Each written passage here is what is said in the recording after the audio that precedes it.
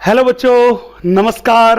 मैं सुनील कुमार यादव, आपका sky sir, हाजिर हूं आप लोगों के सामने मोशन के नीट महारिवीजन 2021 में लेकर जूलॉजी का एक बहुत ही conceptual portion, that is nervous system. बच्चे, हम लोग यहाँ पे पूरे के पूरे नर्वस सिस्टम के हर एक टॉपिक और हर एक सब टॉपिक से को रिवाइज करने वाले हैं, वो भी through question discussion. So, are you ready guys? Let's start.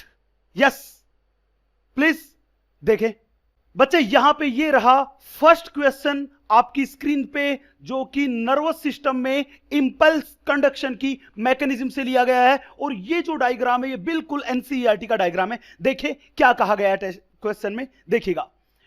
Question कह रहा है mark the option which correct, word पे ध्यान देना बेटा, which correct statement A to E about the part A of a neuron representing impulse conduction in the following figure।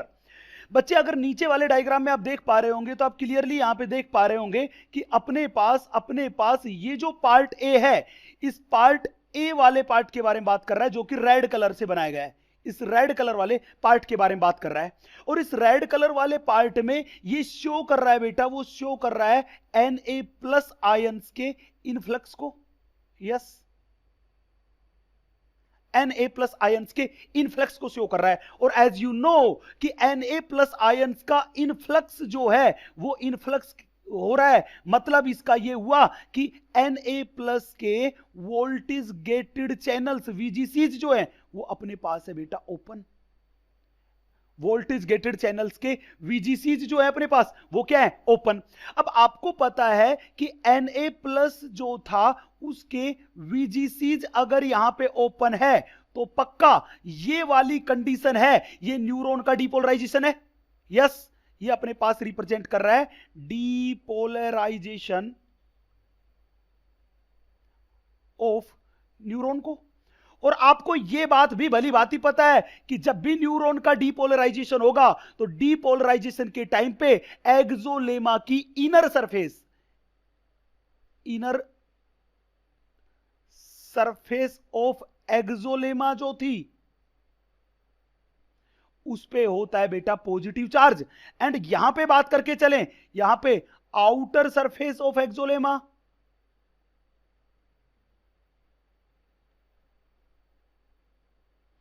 उस पे होता है बेटा नेगेटिव चार्ज। पहली बात। दूसरी बात, आपको यह भी पता है कि जब भी न्यूरॉन का डिपोलराइजेशन होता है तो उस डिपोलराइजेशन के टाइम पे K+ के VGCs जो होते हैं वो K+ के VGCs होते हैं वो होते हैं बेटा अपने पास क्लोज। नेक्स्ट, तीसरी बात, आपको यह भी पता है कि जब भी न्यूरॉन का डिपोलराइजेशन होता है तो during depolarisation sodium potassium pump जो होता है वो पंप भी होता है बेटा इनएक्टिव, और मैं बोलूं क्लोज। यस, हां जी।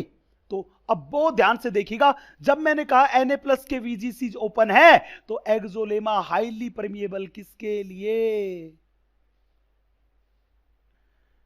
लिए हाईली परमिएबल हुई बेटा Na+ के लिए। चलिए ऑप्शंस में देखते हैं।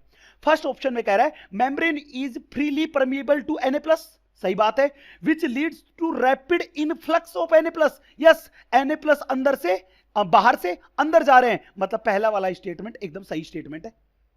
नेक्स्ट, दूसरा बी वाला देखना, Na+ K+ ATPase that is Na+ K+ pump is not working. Yes, मैंने बोला Na+ K+ पंप जो होता है वो होता है डिपोलराइजेशन के टाइम पे इनएक्टिव, करेक्ट स्टेटमेंट है। थर्ड देखना, highly permeability for Na+ is extremely short lived. बेटा ये सीधी एनसीईआरटी की लाइन है कि Na+ के लिए परमिएबिलिटी जो होती है एक्सोलेमा की वो शॉर्ट लाइव्ड होती है। क्यों? क्योंकि Na+ के VGCs जो होते हैं उन VGCs के नंबर जो होते हैं वो होते हैं बहुत बहुत ज्यादा, तो थोड़े से टाइम में ही बहुत ज्यादा Na+ का इनफ्लक्स हो जाता है, मतलब ये बात भी एकदम सही बात है।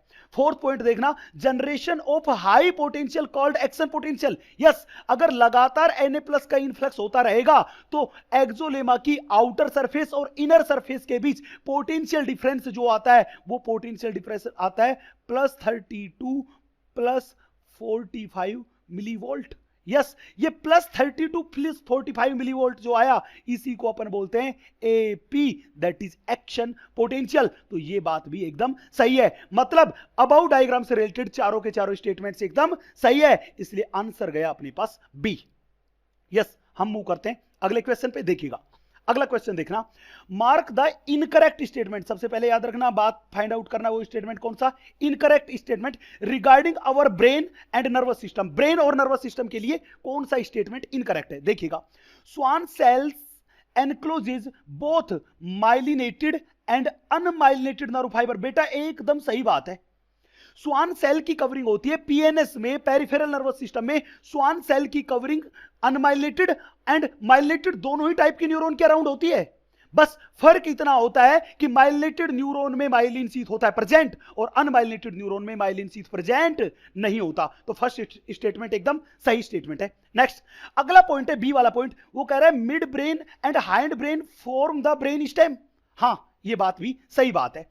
जब भी बात करके चले बच्चे आपसे कोई भी ब्रेन स्टेम के बारे में, तो ध्यान रखना brain stem is equal to होता है अपने पास midbrain plus hindbrain, midbrain plus hindbrain. लेकिन हाइंड ब्रेन के अपने पास कितने पार्ट्स होते हैं, 3। उन तीनों के तीनों पार्ट्स में से ओनली 2 पार्ट्स ब्रेन स्टेम की फॉर्मेशन में पार्टिसिपेट करते हैं, that is first one is pons and second one is medulla oblongata. तो यस, ब्रेन स्टेम में mid brain and hind brain दोनों ही प्रेजेंट है, लेकिन कंप्लीट हाइंड ब्रेन नहीं, केवल हाइंड ब्रेन के 2 part, that is pons and medulla oblongata. तो मैं सीधी बात बोलूं कि brain stem is made up of mid brain, pons and medulla oblongata, but hind brain का पार्ट तो है 2 ही है बेशक। यस, तो दूसरा वाला बी वाला स्टेटमेंट भी सही स्टेटमेंट है। Next, only cerebellum of our brain has convoluted surface to provide the additional space to more neuron। बेटा ये स्टेटमेंट इनकरेक्ट स्टेटमेंट है। क्यों बच्चे, हमारा ब्रेन जो होता है उस ब्रेन के 2 पार्ट है। पहला पार्ट जो होता है उसको अपन बोलते हैं सेरिब्रम, जो कि अपने पास ब्रेन का लार्जेस्ट पार्ट है,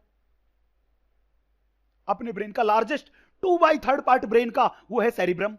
एंड दूसरा पार्ट है सेरिबेलम, दूसरा पार्ट है मेरे पास वो ब्रेन का पार्ट है सेरिबेलम। ये सेरिबेलम जो होता है, ये सेरिबेलम हाइंड ब्रेन का पार्ट है, जबकि सेरिब्रम फोर ब्रेन का पार्ट है। और ये मेरे पास होता है, ये ब्रेन का है सेकंड लार्जेस्ट पार्ट।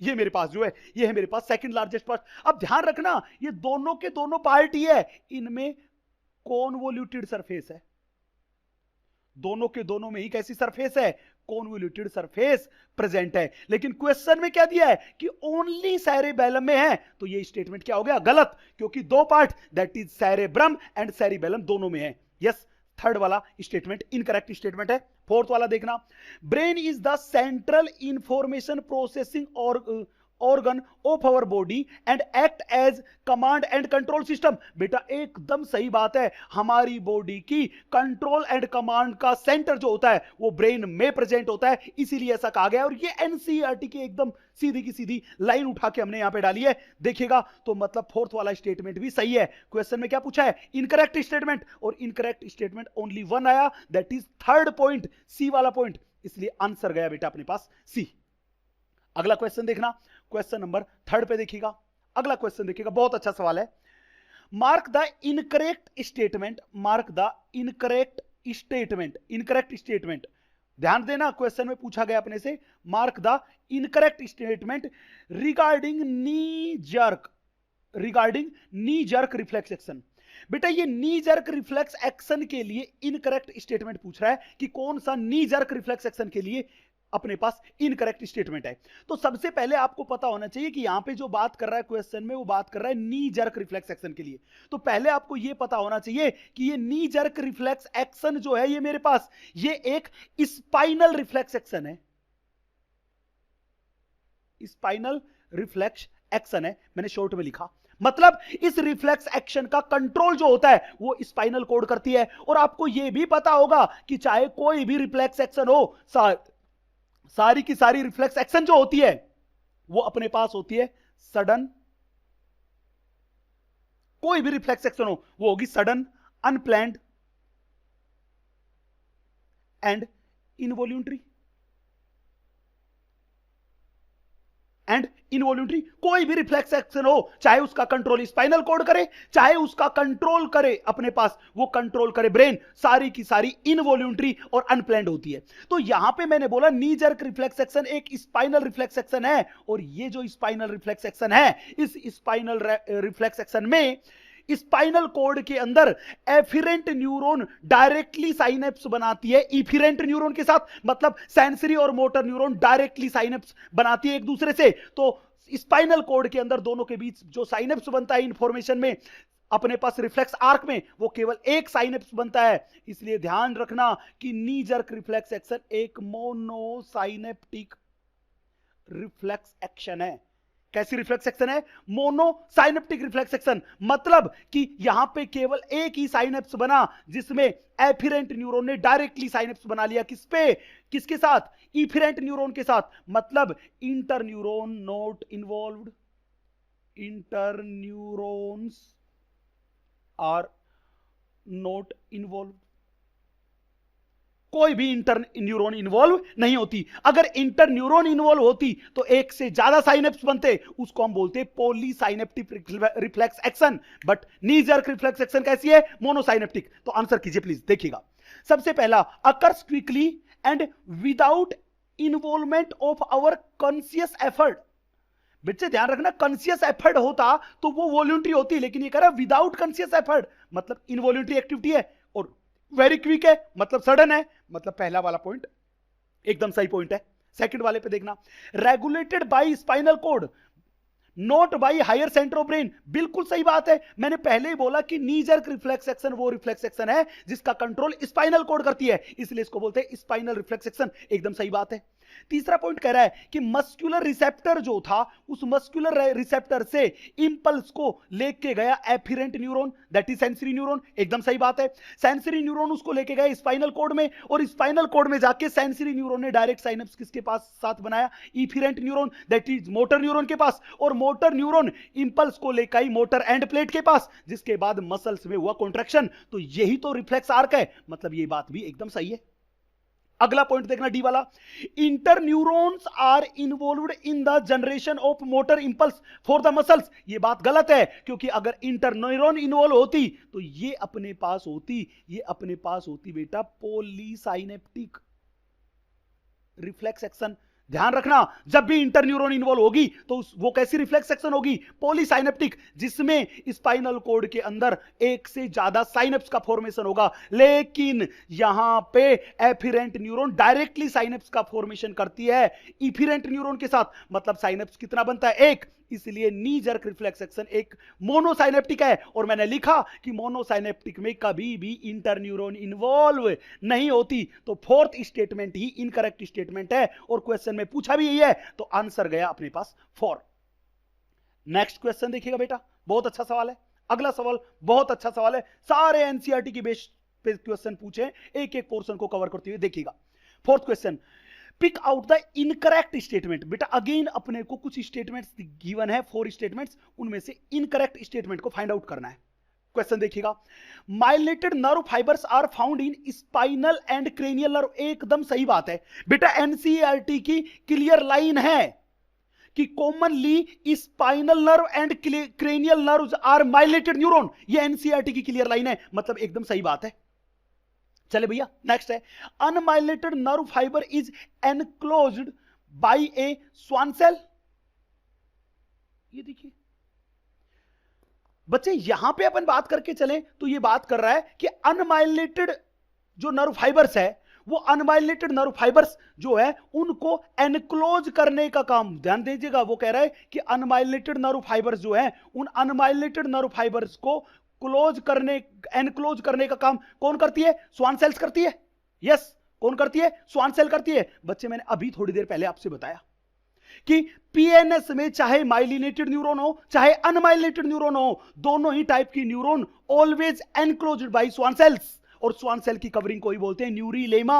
क्या बोलते हैं? न्यूरिलेमा। लेकिन यहां पे क्वेश्चन में अपने को पीएनएस और सीएनएस के बारे में कोई इंफॉर्मेशन नहीं दे रखी, तो हमें बाय डिफॉल्ट न्यूरॉन को पीएनएस की न्यूरॉन मान के चलना है, क्योंकि एनसीईआरटी ने जितना भी एक्सप्लेन किया है वो पीएनएस की न्यूरॉन के बारे में एक्सप्लेन किया है। मतलब ये पॉइंट एकदम क्या हो गया? सही हो गया।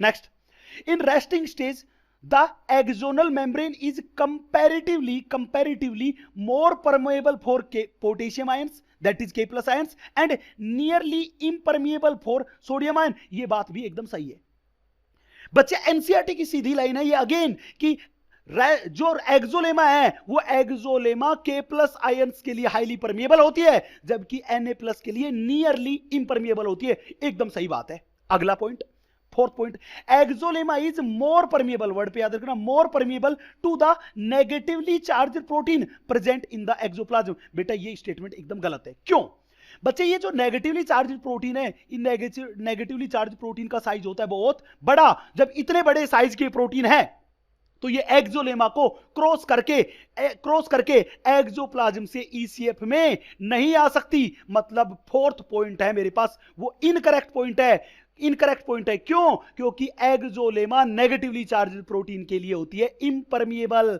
तो इसलिए इसमें क्वेश्चन में क्या पूछा? इनकरेक्ट, और इनकरेक्ट गया फोर्थ, इसलिए आंसर गया डी। यस, नेक्स्ट क्वेश्चन देखिएगा प्लीज। चलिए बच्चे अपन बात करते हैं वो पांचवें क्वेश्चन के बारे में बात करते हैं। बहुत इंपॉर्टेंट क्वेश्चन है, पूरा का पूरा एनसीईआरटी का सवाल है। देखिएगा, बात कर रहा है, पांचवें क्वेश्चन में बात कर रहा है बेटा वो बात ये कर रहा है अपने से कि unidirectional transmission of a nerve impulse through synapse is due to. बच्चे सबसे पहले अपने को पता है कि हमारी बॉडी में दो टाइप के साइनेप्स होते हैं। पहला वाला होता है केमिकल साइनेप्स जो कि बॉडी में जनरली प्रेजेंट होता है, एंड दूसरा वाला होता है इलेक्ट्रिकल साइनेप्स जो हमारी बॉडी में रेयरली प्रेजेंट होता है। अब आपको यह पता होना चाहिए कि इन दोनों के दोनों टाइप के साइनेप्स में कौन सा ऐसा साइनेप्स है जिसमें यूनिडायरेक्शनल ट्रांसमिशन होगा। बच्चे आपको बता दूं कि यूनिडायरेक्शनल ट्रांसमिशन जो होता है वो यूनिडायरेक्शनल ट्रांसमिशन होता है वो होता है in case of chemical synapse.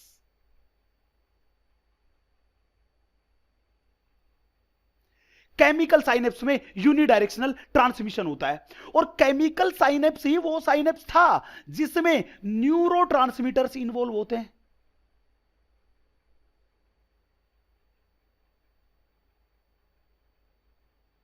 इसमें न्यूरोट्रांसमीटर्स जो होते हैं वो होते हैं इन्वॉल्व्ड। यस यस, अब सवाल अपने पास आया कि ये न्यूरोट्रांसमीटर क्या होते हैं और केमिकल साइनेप्स में इंपल्स का कंडक्शन एक न्यूरॉन से दूसरी न्यूरॉन में कैसे बनता है। बच्चे देखिए, जब भी केमिकल साइनेप्स के बारे में बात करके चले तो केमिकल साइनेप्स जो होता है उस साइनेप्स में तीन चीजें होती है। सबसे पहली अपने पास होती है प्री साइनेप्टिक मेम्ब्रेन। ये प्री साइनेप्टिक मेम्ब्रेन जो होती है बेटा ये एक्सोन की मेम्ब्रेन है। एक्सोन के जो टर्मिनल एंड पे प्रेजेंट है बटन लाइक और बल्ब लाइक स्ट्रक्चर जिनको बोलते हैं साइनेप्टिक नोब, उन साइनेप्टिक नोब की मेम्ब्रेन है। दूसरी यहां पे प्रेजेंट होती है साइनेप्टिक क्लेफ्ट। साइनेप्टिक क्लेफ्ट जो है वो दोनों न्यूरॉन प्री साइनेप्टिक मेम्ब्रेन और post synaptic membrane that is dendrite की मेम्ब्रेन के बीच का स्पेस है। एंड तीसरी चीज यहां पे प्रेजेंट होती है वो प्रेजेंट होती है पोस्ट साइनेप्टिक मेम्ब्रेन। यस, ये पोस्ट साइनेप्टिक मेम्ब्रेन है, ये डेंड्राइट्स की मेम्ब्रेन है। हमारी बॉडी में मोस्टली जो साइनेप्स बनते हैं वो एक न्यूरॉन के एक्सोन एंड दूसरी न्यूरॉन के डेंड्राइट के बीच बनते हैं। चले अब बात करते हैं कि कैसे बनते हैं। देखिए मैंने नीचे साइनेप्स का एक डायग्राम बनाया है। मैंने बनाया है पहले वाली प्री साइनेप्टिक मेम्ब्रेन है जो कि एक्सोन की मेम्ब्रेन है, दूसरे वाली पोस्ट साइनेप्टिक मेम्ब्रेन है जो कि डेंड्राइट की मेम्ब्रेन है, और दोनों के बीच का जो स्पेस है जो कि व्हाइट कलर से रिप्रेजेंट किया है ये मेरे पास है साइनेप्टिक क्लेफ्ट। अब हम यहां देख रहे हैं कि प्री साइनेप्टिक मेम्ब्रेन पर कैल्शियम आयंस के वोल्टेज गेटेड चैनल्स प्रेजेंट है और इनके अंदर साइनेप्टिक वेसाइकल्स है, और इन साइनेप्टिक वेसाइकल्स के अंदर जो लिक्विड मटेरियल भरा होता है उस लिक्विड मटेरियल को बेटा हम बोल के चलते हैं न्यूरोट्रांसमीटर। तो मैंने बोला synaptic vesicles are filled with neurotransmitter, short में लिख दिया मैंने NTM, neurotransmitter. Yes, and post synaptic membrane जो होता है इस पे प्रेजेंट होते हैं रिसेप्टर्स, और ये रिसेप्टर वो रिसेप्टर है जिनसे ये न्यूरोट्रांसमीटर आके बाइंड होगा। अब सवाल था न्यूरोट्रांसमीटर क्या है। बेटा न्यूरोट्रांसमीटर अपने पास एक केमिकल सब्सटेंस है, या मैं कहूं प्रोटीनस मटेरियल है, जो एक न्यूरॉन से इंफॉर्मेशन को दूसरी न्यूरॉन में पास करने का काम करता है। यस, अब ये जो न्यूरोट्रांसमीटर है, ये न्यूरोट्रांसमीटर अपने पास दो टाइप का हो सकता है। पहला अपने पास हो सकता है एक्साइटेटरी न्यूरोट्रांसमीटर। अगर एक्साइटेटरी न्यूरोट्रांसमीटर जाके इन रिसेप्टर से बाइंड होगा तो आगे वाली न्यूरॉन जो थी उस न्यूरॉन का होगा डीपोलराइजेशन, मतलब उसमें एक्साइटेटरी पोटेंशियल और एक्शन पोटेंशियल डेवलप होगा। अगर ये न्यूरोट्रांसमीटर अपने पास होगा इनहिबिटरी टाइप का, अगर ये न्यूरोट्रांसमीटर होगा इनहिबिटरी टाइप का, तो जब ये पोस्ट साइनेप्टिक मेम्ब्रेन के रिसेप्टर से बाइंड होगा तो पोस्ट साइनेप्टिक मेम्ब्रेन का हाइपर पोलराइजेशन हो जाएगा, मतलब वहां पे और ज्यादा नेगेटिव पोटेंशियल होगा, जो कि आरएमपी से भी ज्यादा नेगेटिव होगा। मतलब आरएमपी होता है -70, वो -80 -90 तक चला जाएगा। और जब भी न्यूरॉन का हाइपर पोलराइजेशन होगा आगे इंपल्स का कंडक्शन पॉसिबल नहीं होगा, मतलब इंपल्स कंडक्शन हो जाएगा, वो हो जाएगा ब्लॉक। अब बात यहां थी कि यहां पे इंपल्स का कंडक्शन होता कैसे है, मैकेनिज्म बहुत ध्यान से समझना, आगे की कुछ क्वेश्चंस में भी अपन इसको काम में लेंगे। देखिएगा अपने पास हुआ ये कि हमने बोला न्यूरॉन के एक्सोन वाले पार्ट से यहां से इलेक्ट्रिकल सिग्नल आया,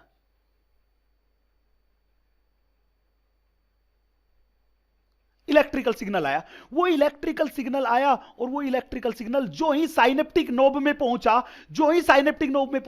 तुरंत के तुरंत यहां प्रेजेंट कैल्शियम आयंस के वीजीसी जो थे वो कैल्शियम आयंस के वीजीसी हो गए ओपन। जो ही electrical signal postsynaptic pre synaptic membrane वाले पार्ट, या मैं कहूं साइनेप्टिक नोब में पहुंचा, तुरंत के तुरंत कैल्शियम आयंस के वीजीसी हो गए ओपन। और कैल्शियम आयंस के वीजीसी ओपन होते ही ईसीएफ से कैल्शियम आयंस जो थे वो calcium ions pre synaptic membrane के अंदर एंटर होने लगे। जो ही कैल्शियम आयन अंदर आए, इन कैल्शियम आयंस के इन्फ्लुएंस में, किसके इन्फ्लुएंस में, कैल्शियम आयंस के इन्फ्लुएंस में, ये जो मेरे पास साइनेप्टिक वेसिकल्स थी which are filled with neurotransmitter, इन्होंने मूवमेंट शुरू कर दी towards the pre synaptic membrane, और ये जाके बेटा मर्ज हो गई या फ्यूज हो गई along with pre synaptic membrane. जब ये प्री साइनेप्टिक मेम्ब्रेन से फ्यूज हो गई तो इनमें भरा हुआ न्यूरोट्रांसमीटर जो था वो न्यूरोट्रांसमीटर इस साइनेप्टिक क्लेफ्ट में रिलीज हो गया। जो ही न्यूरोट्रांसमीटर साइनेप्टिक क्लेफ्ट में रिलीज हुआ, वो न्यूरोट्रांसमीटर साइनेप्टिक क्लेफ्ट से यहां से होता हुआ गया और पोस्ट साइनेप्टिक मेम्ब्रेन के रिसेप्टर से बाइंड हो गया। बच्चे जो ही ये रिसेप्टर से बाइंड हुआ, तुरंत के तुरंत ये जो पोस्ट साइनेप्टिक मेम्ब्रेन थी, इस पोस्ट साइनेप्टिक मेम्ब्रेन का दो कंडीशन थी, या तो होगा इसका डीपोलराइजेशन या इस मेम्ब्रेन का होगा हाइपरपोलराइजेशन। और इसका डीपोलराइजेशन होगा या हाइपरपोलराइजेशन होगा, वो इस बात पे डिपेंड करेगा कि न्यूरोट्रांसमीटर की नेचर कैसी है। मैंने बोला कि अगर न्यूरोट्रांसमीटर अपने पास एक्साइटेटरी नेचर का है तो पोस्ट साइनेप्टिक मेम्ब्रेन का होगा बेटा डीपोलराइजेशन, और डीपोलराइजेशन होते ही यहां पे एक्साइटेटरी पोटेंशियल डेवलप होगा। वो जो एक्साइटेटरी पोटेंशियल डेवलप होगा उसी को अपन बोलते हैं EPSP, that is excitatory postsynaptic potential. अगर ये न्यूरोट्रांसमीटर जो प्री साइनेप्टिक मेम्ब्रेन से रिलीज हुआ ये अपने पास इनहिबिटरी नेचर का होगा, तो इस पोस्ट साइनेप्टिक मेम्ब्रेन जो थी, इस पोस्ट साइनेप्टिक मेम्ब्रेन का अपने पास यहां पे होगा बेटा हाइपरपोलराइजेशन। और जब भी इस मेम्ब्रेन का हाइपरपोलराइजेशन होगा तो यहां पे डेवलप होगा इनहिबिटरी पोटेंशियल, यहां पे डेवलप होगा इनहिबिटरी पोटेंशियल। और जब भी इनहिबिटरी पोटेंशियल होगा उसको अपन बोलेंगे IPSP, that is postsynaptic inhibitory potential. हाँ कि ना, उसको बोलेंगे inhibitory potential, EPSP excitatory postsynaptic potential. और ये जो मेरे पास था ये है इनहिबिटरी पोस्ट साइनेप्टिक पोटेंशियल, वो अपने पास डेवलप हुआ। और जब भी इनहिबिटरी पोस्ट साइनेप्टिक डेवलप होगा उस न्यूरॉन में आगे इंपल्स कंडक्शन हो जाएगा बेटा ब्लॉक। तो मैं ये कहूं कि पोस्ट साइनेप्टिक मेम्ब्रेन में एक्साइटेटरी और इनहिबिटरी पोटेंशियल डेवलप हो सकता है, वो डिपेंड कर सकता है नेचर ऑफ न्यूरोट्रांसमीटर पे कि न्यूरोट्रांसमीटर एक्साइटेटरी है कि इनहिबिटरी है। अब एक बात खास याद रखना, ये बात कर रहा है यूनिडायरेक्शनल कंडक्शन कि इंपल्स ऑलवेज कंडक्ट हो रहा है, वो हो रहा है from pre synaptic membrane to post synaptic membrane. अब सवाल था क्यों। बेटा वो इसलिए कि न्यूरोट्रांसमीटर ऑलवेज रिलीज होता है, वो रिलीज होता है फ्रॉम प्री साइनेप्टिक मेम्ब्रेन, और इसके रिसेप्टर ऑलवेज प्रेजेंट होते हैं, वो प्रेजेंट होते हैं पोस्ट साइनेप्टिक मेम्ब्रेन पे। इसीलिए न्यूरोट्रांसमीटर एक्सोन वाली साइड से तो रिलीज होगा और जाके बाइंड होगा, वो बाइंड होगा डेंड्राइट की membrane, that is post synaptic membrane पे। इसीलिए इंपल्स का कंडक्शन जो होता है वो कंडक्शन होता है बेटा यूनिडायरेक्शनल। अब ऐसा कौन से ऑप्शन में दिया गया, बहुत ध्यान से देखिएगा। अगर ऐसे ऑप्शन के बारे में बात करके चले तो सबसे पहला option, nerve fibre is insulated by a medullary sheath, yes myelinated neuron, लेकिन इसका कोई रोल नहीं होता, ये तो केवल फास्ट कंडक्शन में हेल्प करता है। Next, sodium pump starts operating only at the cyton and then continue into the nerve fibre, नहीं, सोडियम पंप जो होता है वो पूरी न्यूरॉन में ही काम करता है, लेकिन डीपोलराइजेशन को छोड़ के बाकी सभी स्टेजेस में एक्टिव होता है। Yes, neurotransmitters are released by dendrites, गलत बात, न्यूरोट्रांसमीटर कभी भी डेंड्राइट से रिलीज नहीं होते, वो always pre synaptic membrane that is axon की मेम्ब्रेन से रिलीज होते हैं। Yes, next, neurotransmitters are released by axon ending and not by dendrites, यही बात एकदम सही है, तो यही पूछ रहा है, तो इंपल्स यूनिडायरेक्शनल कंडक्शन होता है, उसकी वजह है कि न्यूरोट्रांसमीटर ओनली एक्सोन की ending say that is pre synaptic membrane या मेम्ब्रेन ऑफ साइनेप्टिक नोब से ही रिलीज होता है, यही करेक्ट आंसर हुआ।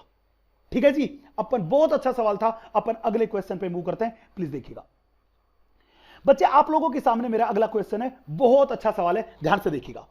इस क्वेश्चन में पूछा है which of the following statement is false, word पे ध्यान देना, फॉल्स अबाउट इलेक्ट्रिकल साइनेप्स। बेटा मैंने प्रीवियस क्वेश्चन में बात किया था कि बॉडी में दो टाइप के साइनेप्स है, electrical synapse and chemical synapse, और मैंने ये बात आप लोगों को बताई थी कि इलेक्ट्रिकल साइनेप्स बॉडी में रेयरली प्रेजेंट होता है, जनरली प्रेजेंट होता है केमिकल साइनेप्स, और इलेक्ट्रिकल साइनेप्स है तो इस इलेक्ट्रिकल साइनेप्स में कभी भी न्यूरोट्रांसमीटर इन्वॉल्व नहीं होता। तो मैं कह दूं कि ये अपने पास ऐसा था जिसमें neurotransmitter is not involved. Yes, हाँ कि ना। अब आगे देखिएगा ध्यान से बच्चे, यहां पे मेरे पास, मैंने मान लिया ये मेरे पास प्री साइनेप्टिक मेम्ब्रेन है और दूसरी वाली मेरे पास पोस्ट साइनेप्टिक मेम्ब्रेन है, पोस्ट साइनेप्टिक मेम्ब्रेन है। इस इलेक्ट्रिकल साइनेप्ट में ये प्री साइनेप्टिक मेम्ब्रेन और पोस्ट साइनेप्टिक मेम्ब्रेन है, इन दोनों के बीच का जो स्पेस जिसको अपन जनरली बोलते थे साइनेप्टिक क्लिफ्ट, वो या तो एब्सेंट होती है और अगर प्रेजेंट होती है तो वो अपने पास होती है नेग्लिजिबल। वो कैसी होती है, या तो एब्सेंट होती है या अपने पास होती है नेग्लिजिबल। इसलिए एनसीईआरटी की क्लियर लाइन है कि pre synaptic membrane and post synaptic membrane एक क्लोज प्रोक्सिमिटी पे प्रेजेंट होते हैं, मतलब एक दूसरे के बहुत नजदीक प्रेजेंट होते हैं, और ये दोनों के दोनों मेम्ब्रेन्स एक दूसरे से कुछ प्रोटीनस फाइबर्स के थ्रू कनेक्टेड होते हैं, मतलब यहां पे न्यूरोट्रांसमीटर का कोई भी रोल नहीं होता, और इन प्रोटीन फाइबर से इंपल्स का conduction pre synaptic to post synaptic भी हो सकता है और post synaptic to pre synaptic भी हो सकता है, और ऐसे कंडक्शन को अपन बोलते हैं bidirectional conduction. Bidirectional conduction जो pre synaptic to post synaptic और post synaptic to pre synaptic होता है। मतलब यह हुआ कि इसमें इंपल्स का कंडक्शन ऑलवेज इलेक्ट्रिकल सिग्नल की फॉर्म में होता है, बिल्कुल वैसे ही जैसा एक सिंगल एक्सोन में होता था, लगभग उसी के सिमिलर होता है। तो चलिए ऑप्शन देखते हैं। First option, at electrical synapse the membranes of pre and post synaptic neurons are in very close proximity। yes, मैंने अभी बोला कि उनके बीच साइनेप्टिक क्लेफ्ट होती है, वो या तो एब्सेंट होती है या नेग्लिजिबल होती है, मतलब दोनों एक दूसरे के बहुत क्लोज है, एकदम सही पॉइंट है। Next, electrical current can flow directly from one neuron into the another across the synapse. Yes, electrical current की फॉर्म में जाता है, उसको केमिकल सिग्नल में दैट इज न्यूरोट्रांसमीटर में कन्वर्ट होने की जरूरत नहीं पड़ती। क्यों? क्योंकि इलेक्ट्रिकल साइनेप्स में न्यूरोट्रांसमीटर इन्वॉल्व नहीं होता। Next, transmission of an impulse across electrical synapse is very similar to the impulse conduction along single axon. Yes, एक सिंगल एक्सोन में इंपल्स का कंडक्शन इलेक्ट्रिकल सिग्नल और इलेक्ट्रिकल करंट की form में होता है, और यहां पे इलेक्ट्रिकल साइनेप्स में भी इंपल्स का कंडक्शन इलेक्ट्रिकल सिग्नल की फॉर्म में होता है, मतलब वो एक सिंगल एक्सोन के सिमिलर होता है। एनसीईआरटी की बाकायदा लाइन है, एकदम सही पॉइंट है। Next, electrical synapses pass electrical signal between cell to the cells with the use of ACH। आपको बता दूं, ये ACH एक न्यूरोट्रांसमीटर है जिसको अपन बोलते हैं एसिटाइल कोलिन न्यूरोट्रांसमीटर है। और मैंने पहले बताया कि इलेक्ट्रिकल साइनेप्स के केस में कभी भी न्यूरोट्रांसमीटर इन्वॉल्व नहीं होते, तो ये फोर्थ वाला पॉइंट इनकरेक्ट स्टेटमेंट है। Next, electrical synapses are fast. Yes, एकदम सही बात है। जब इलेक्ट्रिकल साइनेप्स में न्यूरोट्रांसमीटर इन्वॉल्व ही नहीं होते, तो मैंने कहा कि वो जो न्यूरोट्रांसमीटर रिलीज हो रहा था, रिलीज होके पोस्ट साइनेप्टिक मेम्ब्रेन के रिसेप्टर से बाइंड हो रहा था, वो पूरा का पूरा टाइम बच गया। यस, वो जो टाइम लग रहा था, जो एक्स्ट्रा टाइम कंज्यूम हो रहा था केमिकल साइनेप्स में, उसको बोलते थे बेटा साइनेप्टिक डिले। मतलब मैं ये कहूं कि मेरे पास इलेक्ट्रिकल साइनेप्स वो साइनेप्स था जिसमें साइनेप्टिक डिले नहीं होती, इसलिए इंपल्स का कंडक्शन क्या होता है, फास्ट। एकदम सही बात है। नेक्स्ट, 6 पॉइंट देखना, electrical synapses are rare in our body system. बिल्कुल सही बात है, हमारी बॉडी में जनरली केमिकल साइनेप्स प्रेजेंट होते हैं, इलेक्ट्रिकल साइनेप्स रेयरली प्रेजेंट होते हैं। अगर वो कुछ है भी तो वो होंगे अपने पास सेंट्रल नर्वस सिस्टम में। यस, तो कौन सा स्टेटमेंट इनकरेक्ट है, फॉल्स है, ये पूछा है, तो फॉल्स स्टेटमेंट है ओनली अपने पास फोर्थ स्टेटमेंट, जो कि अपने पास गिवन है सी वाले ऑप्शन में, इसलिए करेक्ट आंसर होगा वो होगा C, that is third. Next question देखना, बहुत अच्छा सवाल है। यस, देखिएगा, 5 events in the transmission of nerve impulse across the synapse are given below. बेटा, साइनेप्स में इंपल्स कंडक्शन की मैकेनिज्म के 5 स्टेप्स दिए हैं। मैंने अभी 2 क्वेश्चन पहले ही आप लोगों से केमिकल साइनेप्स के बारे में डिटेल में बात की थी। मैंने बताया था कि केमिकल साइनेप्स में सबसे पहले क्या होता है, सबसे पहले इलेक्ट्रिकल सिग्नल साइनेप्टिक नोब में एंटर होता है। जो ही साइनेप्टिक नोब में पहुंचेगा, तुरंत के तुरंत, साइनेप्टिक नोब मतलब एक्सोन टर्मिनल में पहुंचेगा, तुरंत के तुरंत कैल्शियम के वीजीसी ओपन होंगे। सबसे पहले देखते हैं क्या दे रखा है। सबसे पहले arrival of action potential at axon terminal, ये दिया गया मेरे पास ई वाले पॉइंट में। वहां जाने के बाद कैल्शियम के वीजीसीज क्या हो रहे थे, ओपन, और कैल्शियम के वीजीसीज ओपन हो रहे थे, और ईसीएफ से कैल्शियम एक्सोन के अंदर एंटर हो रहे थे, दैट इज एक्सोन टर्मिनल में एंटर हो रहे थे। उन्हीं के इन्फ्लुएंस में साइनेप्टिक वेसाइकल जो थी वो जाके फ्यूज हो रही थी, किसके साथ, प्री साइनेप्टिक मेम्ब्रेन के साथ। अगला देखना, ये कह रहा है synaptic vesicles fuses with pre-synaptic membrane and neurotransmitter release into synaptic cleft। Yes, C वाला पॉइंट हुआ।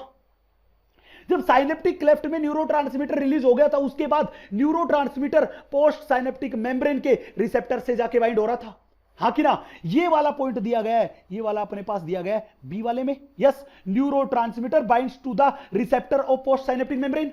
अब जब पोस्ट साइनेप्टिक मेम्ब्रेन के रिसेप्टर से न्यूरोट्रांसमीटर बाइंड हो गया था, तो पोस्ट साइनेप्टिक मेम्ब्रेन में आयंस के चैनल ओपन हो रहे थे।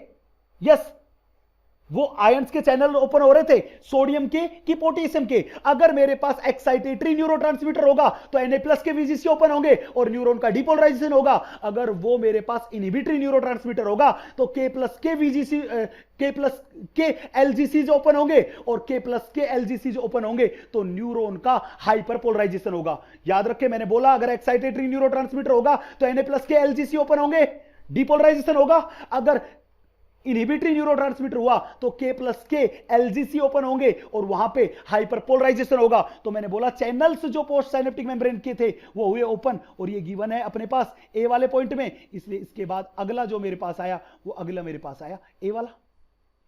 उसके बाद न्यूरॉन जो थी, उस न्यूरॉन में पोस्ट साइनेप्टिक मेम्ब्रेन जो थी उसका डीपोलराइजेशन और रिपोलराइजेशन होगा। तो अपने पास यहां पे डी वाले में दे रखा है, दैट इज डीपोलराइजेशन। तो मेरे पास यही सीक्वेंस होना चाहिए, E C B A and D, E C B A and D, और वो गिवन है फर्स्ट ऑप्शन में, इसलिए आंसर जो हुआ वो आंसर मेरे पास हुआ फर्स्ट। बहुत अच्छा सवाल था। नेक्स्ट अगले क्वेश्चन पे मूव करते हैं, देखिएगा अगला क्वेश्चन बहुत इजी सा क्वेश्चन है। देखिएगा ये कह रहा है conservation of energy take place by. बच्चे ये बात कर रहा है बॉडी में एनर्जी कंजर्वेशन, मतलब बॉडी में एनर्जी का कंजर्वेशन कब होगा?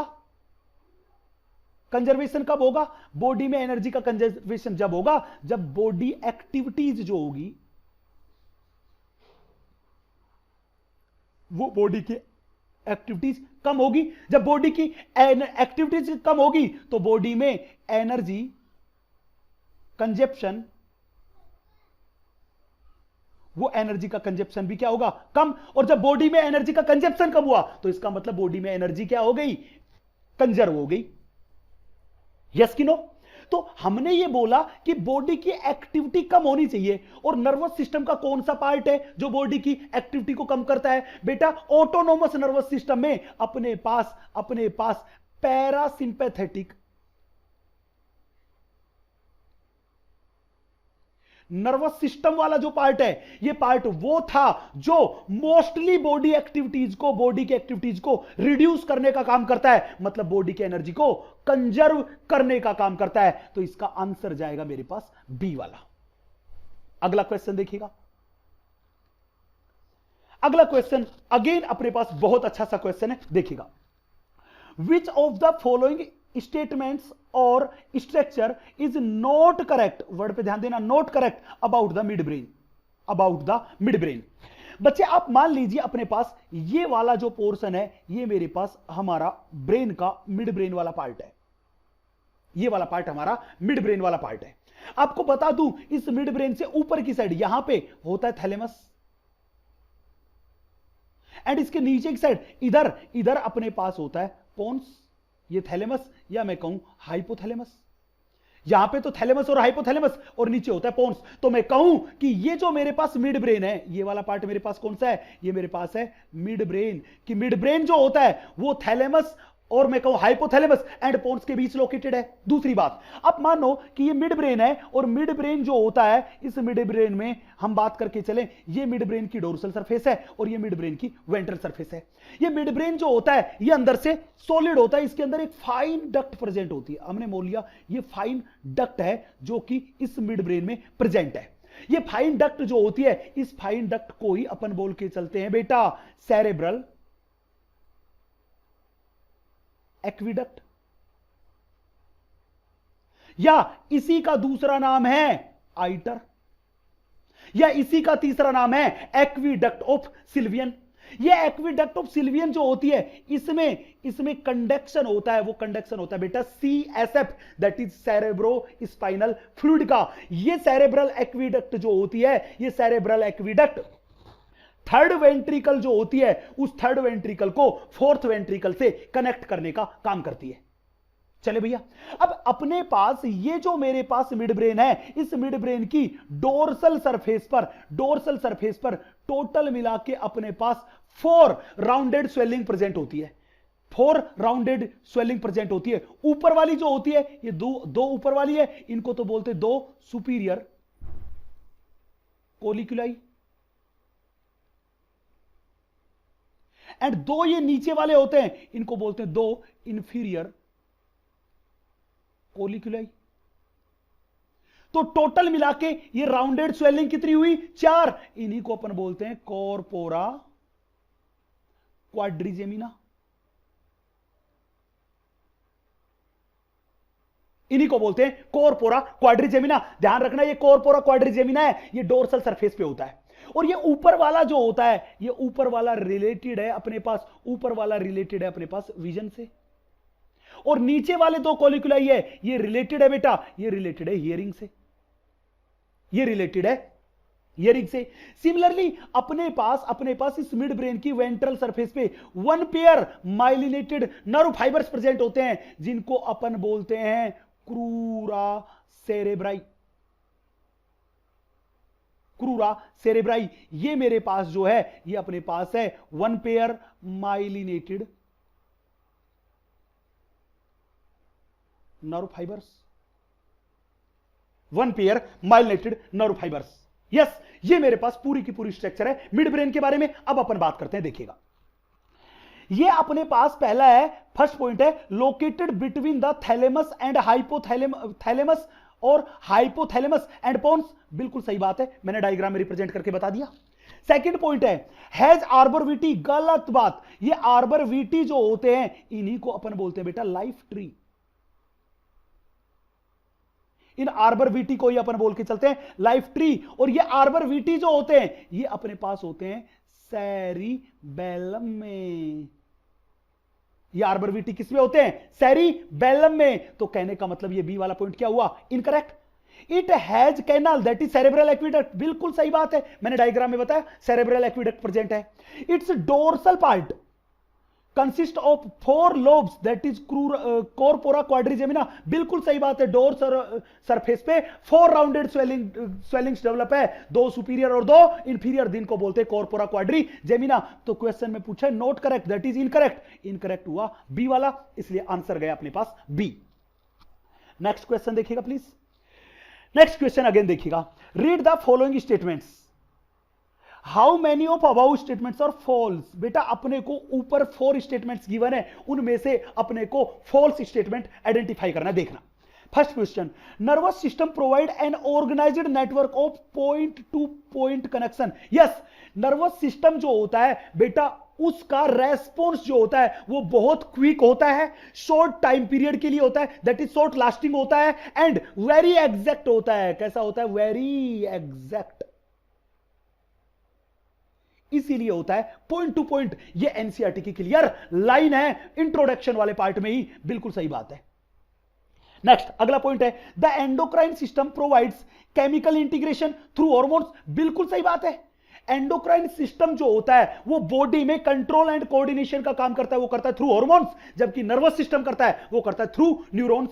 एकदम सही बात है। Next, the neural organisation is very complex in lower invertebrates. नहीं भैया, ये बात एकदम गलत बात है। क्यों? क्योंकि लोअर इनवर्टिब्रेट्स जो होते हैं उनमें तो सिंपल टाइप का नर्वस सिस्टम है। कॉम्प्लेक्स नर्वस सिस्टम जो होता है वो हायर एनिमल्स में होता है, दैट इज वर्टिब्रेट्स में होता है। यस कि नो? तो ये पॉइंट इनकरेक्ट पॉइंट है। Next, neuron can detect receive stimuli but can not transmit. ये बात भी गलत है, क्योंकि न्यूरॉन के कैरेक्टर्स है कि neuron can detect, receive and conduct stimuli. ये क्लियर एनसीईआरटी की लाइन है और ये तीनों के तीनों न्यूरॉन के कैरेक्टर्स हैं। तो ये वाली पॉइंट अपने पास क्या है? इनकरेक्ट हुआ। तो how many statements are false?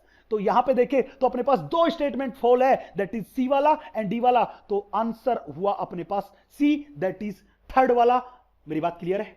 चले अपन आगे मूव करते हैं। नेक्स्ट क्वेश्चन में देखिएगा बच्चे, नेक्स्ट क्वेश्चन अपने पास है, बहुत अच्छा सवाल है, प्रीवियस ईयर की नीट में आया हुआ क्वेश्चन है, बहुत कंसेप्चुअल क्वेश्चन है, दिमाग लगाना थोड़ा। ये क्या कह रहा है? The figure below show events of nerve impulse conduction, select the option giving correct identification together what it represents। चलिए बेटा, अपने पास 2 डायग्राम दे रखे हैं, एक तो दे रखा है ए वाला एंड दूसरा दे रखा है बी वाला। इन दोनों के दोनों डायग्राम्स को आइडेंटिफाई करना है और उसके बेसिस पे अपने को बताना है कि कौन सा ऑप्शन करेक्ट है और कौन सा इनकरेक्ट है। बहुत ध्यान से देखिएगा। सबसे पहला option, figure A, site A is showing repolarisation. Site A is showing repolarisation. बेटा देखना, फिगर 1 में आप पक्का कंफ्यूज हो जाओगे क्योंकि थोड़ा डीपली सोचना पड़ेगा। देखिए बेटा, अपने को पता है कि ए फिगर ए में जो ए वाला रीजन है उसमें अंदर एक्सोलेमा की इनर सरफेस पे नेगेटिव चार्ज और बाहर वाली पे पॉजिटिव चार्ज है, और ये कंडीशन होती है, ये अपने पास होती है बेटा रेस्टिंग स्टेज में। तो मैंने बोला ये R4 कौन सी होनी चाहिए? रेस्ट।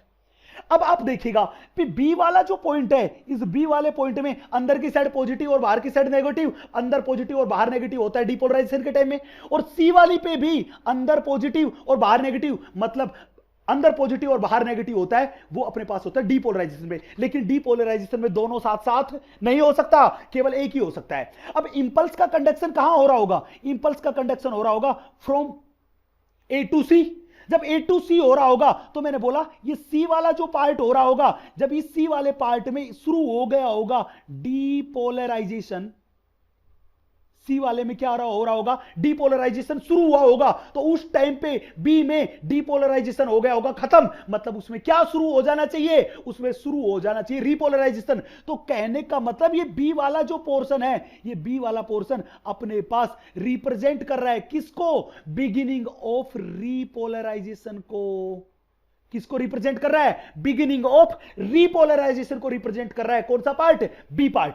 यस, बहुत कंसेप्चुअल बात है। अगर सी में डीपोलराइजेशन शुरू हो गया तो मतलब बी में क्या शुरू हो गया, रीपोलराइजेशन शुरू होगा। तो बी वाला पार्ट यहां पे बिगिनिंग ऑफ रीपोलराइजेशन को शुरू करता है, और बिगिनिंग ऑफ रीपोलराइजेशन जब होगा तो पॉजिटिव से पहले आएगा जीरो, जीरो से फिर जाएगा नेगेटिव। तो मतलब ये +30 से जीरो के बीच की कोई कंडीशन को रिप्रेजेंट कर रहा है। यस, तो इस डायग्राम में ए वाला पोर्शन जो हुआ, वो ए वाला पोर्शन किसमें हुआ, ए वाला पोर्शन जो हुआ वो अपने पास हुआ किसमें, रेस्टिंग स्टेज में। बी वाला हुआ रीपोलराइजेशन में, एंड सी वाला हुआ डीपोलराइजेशन में। मेरी बात क्लियर है। अगर इस कंसेप्ट को अप्लाई करके देखूं तो ए वाला पॉइंट जो है वो इनकरेक्ट है। वो कह रहा है ए साइट इज शोइंग रीपोलराइजेशन, नहीं, रीपोलराइजेशन को बी वाली शो करती है। चले भैया अपन आगे नेक्स्ट देखना। नेक्स्ट है figure B, site C is showing hyperpolarisation. Figure B में वो कह रहा है site C is showing hyperpolarisation. और आपको पता है कि हाइपर पोलराइजेशन कब होता है, at the end of repolarisation. Repolarisation के एंड में हाइपर पोलराइजेशन होता है, जब पोटेंशियल मोर नेगेटिव हो जाता है। यस कि नो। लेकिन यहां पे आप देख रहे हो कि ये सी वाला जो पार्ट है, इस सी वाले पार्ट की इनर सरफेस पे चार्ज है मेरे पास पॉजिटिव, और बाहर वाली सरफेस पे कैसा चार्ज है, नेगेटिव। इसका मतलब तो अपने पास ये किसमें है, ये अपने पास डीपोलराइजेशन वाली कंडीशन में है। तो अपने पास बी वाला पॉइंट जो था वो बी वाला पॉइंट भी क्या हुआ, गलत। सी में देखिए figure A and B, site A is showing depolarisation. देखिए दोनों के दोनों फिगर्स में देखिएगा, फिगर ए में भी और बी में भी। अगर ए में देखे तो वो कह रहा है site A is showing depolarisation, नहीं, फिगर ए में site A is showing resting stage, and figure B जो है उसमें site A is showing depolarisation. बिल्कुल सही बात है, लेकिन ए और बी दोनों में डीपोलराइजेशन शो नहीं कर रहा, इसलिए सी वाला पॉइंट भी क्या हुआ, इनकरेक्ट। अब चौथा पॉइंट है मेरे पास, डी वाला देखना। Figure B, site A is in refractory period, is refractory period. अब सवाल यह था कि रिफ्रैक्टरी पीरियड क्या है। बेटा रिफ्रैक्टरी पीरियड वो टोटल टाइम पीरियड है जिसमें एक एक्साइटेड न्यूरॉन दोबारा से रेस्टिंग स्टेज को रिटेन कर लेती है। तो एक एक्साइटेड न्यूरॉन को अपनी रेस्टिंग स्टेज को रिटेन करने में जो टोटल टाइम लगता है, उस टोटल टाइम को ही बोलते हैं रिफ्रैक्टरी पीरियड। मतलब रिफ्रैक्टरी पीरियड जो होता है, उस रिफ्रैक्टरी पीरियड में दो इवेंट हो जाते हैं, that is depolarisation plus repolarisation. ये दोनों के दोनों इवेंट में जो टोटल टाइम लगा, उस टाइम को ही हमने बोल दिया रिफ्रैक्टरी पीरियड। अब किसी भी न्यूरॉन में रिफ्रैक्टरी पीरियड जितना ज्यादा होगा, इंपल्स कंडक्शन की स्पीड उतनी ही कम होगी। तो मैं कह दूं आपसे कि speed of impulse conduction is inversely proportional to refractory period. हां कि ना।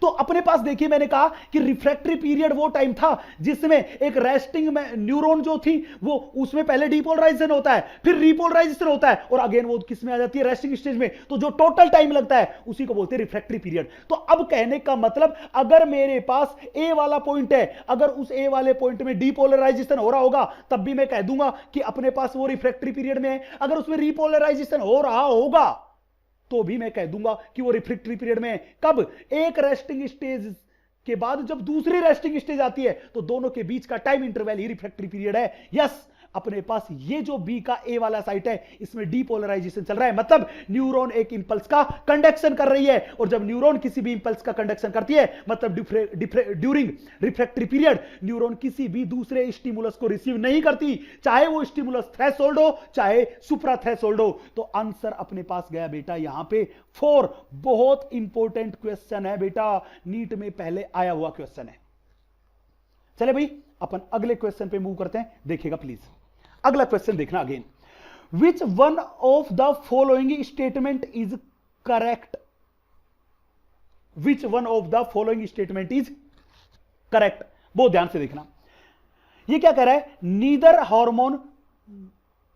Hormones control neural activities NOR the neuron control endocrine activities. बेटा ये पॉइंट पढ़ने से पहले मैं आपको एक छोटी सी बात बता देता हूं कि हमारी बॉडी में कंट्रोल एंड कोऑर्डिनेशन के लिए, बॉडी में होम्योस्टेसिस को मेंटेन करने के लिए दो सिस्टम होते हैं। पहला मेरे पास होता है नर्वस सिस्टम एंड दूसरा मेरे पास होता है endocrine system. Nervous system control and coordination करता है through neurons and endocrine system control and coordination करता है, वो करता है थ्रू हार्मोन्स। और इन दोनों को मिला के अपन बोलते हैं integrating system.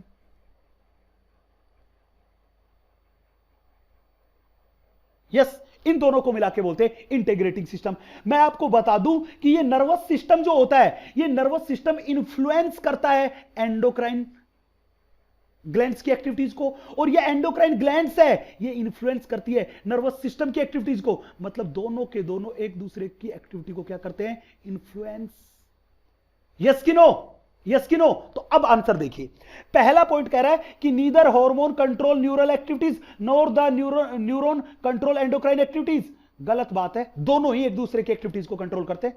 Next, endocrine glands regulate neural activities but not vice versa. यह बात भी गलत है क्योंकि दोनों ही एक दूसरे की एक्टिविटी को कंट्रोल करते हैं। तीसरा, neurons regulate endocrine activity but not vice versa. यह बात भी गलत है।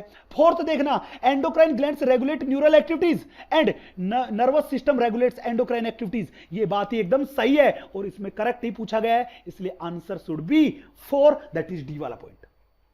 चले भैया नेक्स्ट पॉइंट देखना, नेक्स्ट क्वेश्चन देखना बच्चे, बहुत अच्छा सवाल है, देखिएगा। नेक्स्ट क्वेश्चन देखिएगा, read the following statements A to D. A से डी तक 4 स्टेटमेंट दिए गए, इनको रीड आउट करना है and how many of above statements are correct, और उसमें से करेक्ट स्टेटमेंट हमें फाइंड आउट करना है। देखिएगा first point, multipolar neurons are found only, word पे ध्यान देना, only in the cerebral cortex. बेटा सेरेब्रल कोर्टेक्स में मल्टीपोलर न्यूरॉन होती है, लेकिन ऐसा नहीं है कि मल्टीपोलर ओनली सेरेब्रल कोर्टेक्स में भी होती है। पीएनएस की न्यूरॉन जो होती है वो सारी की सारी मल्टीपोलर न्यूरॉन्स ही होती है। तो कहने का मतलब कि सेरेब्रल कोर्टेक्स के अलावा भी मल्टीपोलर न्यूरॉन्स बॉडी में प्रेजेंट होती है, इसलिए फर्स्ट वाला स्टेटमेंट इनकरेक्ट स्टेटमेंट है। Next, association areas are responsible for complex functions like intersensory association, memory and communication। बेटा अगर अपन बात करके चले तो हमने बोला था कि सेरेब्रल हेमिस्फीयर जो होते हैं, उन सेरेब्रम के सेरेब्रल हेमिस्फीयर होते हैं, उनके दो पार्ट होते हैं। उनका आउटर पार्ट होता है, उनको अपन बोलते हैं सेरेब्रल कोर्टेक्स। ये सेरेब्रल कोर्टेक्स जो होता है ये इनका आउटर लार्ज पार्ट है। आउटर लार्ज पार्ट क्या होता है? Cerebral cortex. और ये सेरेब्रल कोर्टेक्स जो होता है उनमें 3 एरियाज हैं, या मैं कहूं 3 रीजन्स हैं। कौन कौन से रीजन? पहला रीजन है मेरे पास सेंसरी एरिया, दूसरा रीजन है अपने पास है एसोसिएशन एरिया या एसोसिएशन रीजन, एंड तीसरा रीजन मेरे पास है वो अपने पास है मोटर एरिया। अब बेटा इन तीनों में यही अपने पास लार्ज रीजन है। सबसे लार्ज कौन सा है इनमें? Association area. ये एसोसिएशन एरिया वो है जो ना तो नेचर में सेंसरी है और ना ही नेचर में मोटर, और इसी का काम है inter sensory association, memory and communication. तो अपने पास बी वाला पॉइंट एकदम सही पॉइंट है। थर्ड वाला देखना, medulla contains centre which control respiration, cardiovascular reflexes and gastric secretion. ये एकदम सही बात है। क्यों? क्योंकि हमें पता है कि मेडुला जो होता है, मेडुला ओब्लंगेटा जो होता है, वो बॉडी की इनवॉल्यूंटरी एक्टिविटीज को कंट्रोल करता है, कंट्रोल्स इनवॉल्यूंटरी एक्टिविटीज।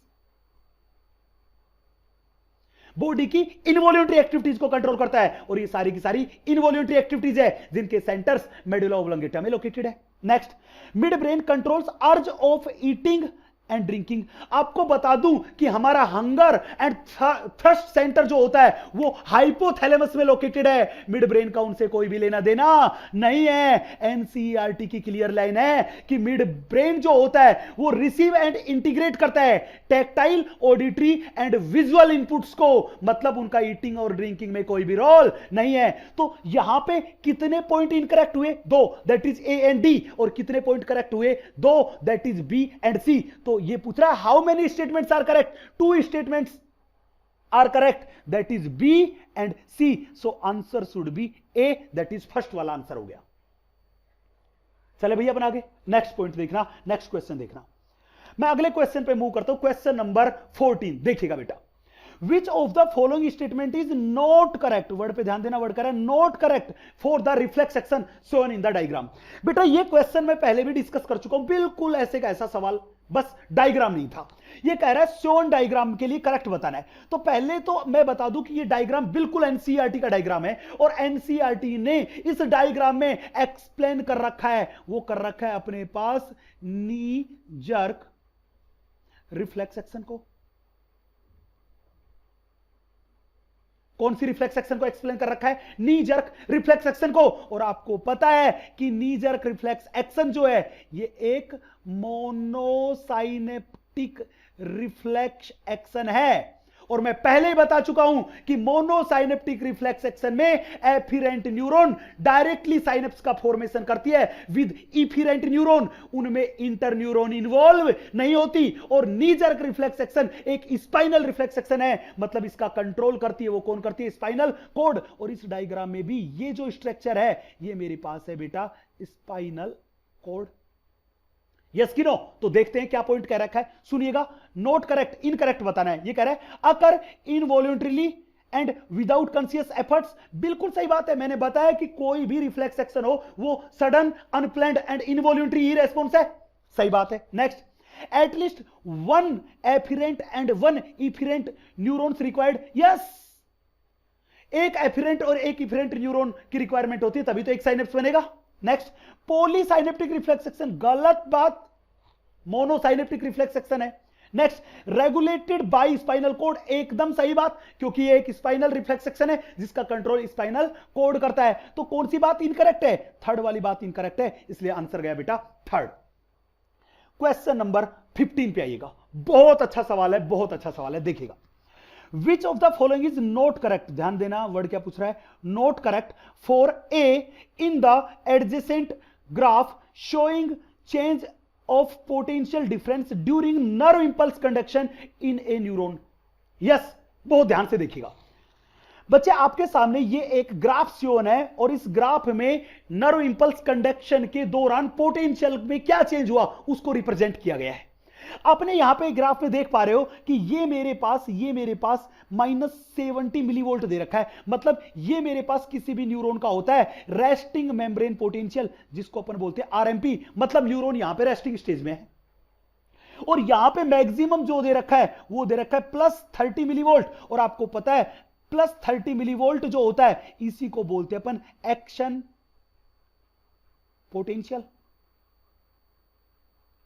इसी को बोलते हैं एक्शन पोटेंशियल। मतलब न्यूरॉन अभी अपने पास जब एक्शन पोटेंशियल डेवलप होगा तो अपने पास होगी एक्साइटेड स्टेज में। यस कि नो? तो अब क्या कह रहा है कि ए वाला रीजन किस बात को रिप्रेजेंट कर रहा है? सवाल में पूछ रहा है कि ये ए वाला रीजन किस बात को रिप्रेजेंट कर रहा है? ए वाला रीजन इस बात को रिप्रेजेंट कर रहा है कि एक न्यूरॉन अपनी रेस्टिंग स्टेज से एक्साइटेड स्टेज में जा रही है, और जब न्यूरॉन रेस्टिंग स्टेज से एक्साइटेड स्टेज में जाती है तो इसी फिनोमिना को तो अपन बोलते हैं डीपोलराइजेशन।